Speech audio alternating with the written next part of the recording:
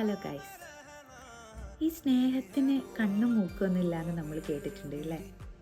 കാരണം സ്നേഹിക്കുന്ന സമയത്ത് ജാതിയോ അല്ലെങ്കിൽ അവരെ സാമ്പത്തികമോ അവരുടെ നിറോ അങ്ങനെയുള്ള ഒരു കാര്യങ്ങളും അവരെ ബാധിക്കുന്ന ഒന്നേ അല്ല. കാരണം രണ്ട് ആത്മാക്കൾ തമ്മിലുള്ള ബന്ധമാണ് ഈ സ്നേഹം എന്നൊക്കെ പറയുന്നത്. എന്നാൽ എന്തുകൊണ്ടാണ് ഒരു വിവാഹം എന്ന കമ്മിറ്റ്മെൻറ്റിലോട്ട് എത്തുമ്പോൾ ഈ പറഞ്ഞ കാര്യങ്ങളൊക്കെ അവർക്കിടയിലേക്കൊരു ഇഷ്യൂ ആയിട്ട് വരുന്നത്? സ്നേഹിക്കുന്നതിന് മുമ്പ് തന്നെ അറിയുന്ന എല്ലാ കാര്യങ്ങളുമാണ് ഇത്. എന്നാലും പലർക്കും പിന്നെ അതൊരു കമ്മിറ്റ്മെൻറ്റിലേക്ക് എത്തുന്ന സമയത്ത് ഇതെല്ലാം ഒരു വിഷയമായി മാറാറുണ്ട്. അതെന്തുകൊണ്ടാണെന്നുള്ളത് ചിന്തിച്ചിട്ടുണ്ടോ? ഇത് ശരിക്കും സ്നേഹത്തിൻ്റെ യഥാർത്ഥ മൂല്യത്തെയല്ല ഇല്ലാതാക്കുന്നത്.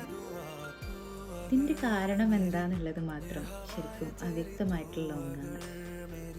എനിക്ക് തോന്നുന്നു പലപ്പോഴും കമ്മിറ്റ്മെൻറ്റിലോട്ട് എത്തുന്ന സമയത്ത് സ്നേഹത്തിനേക്കാൾ പ്രാധാന്യം സാമൂഹിക ഘടകങ്ങൾക്ക് കൊടുക്കുന്നതായിരിക്കാം ഒരു പക്ഷേ ഇതിന് കാരണം.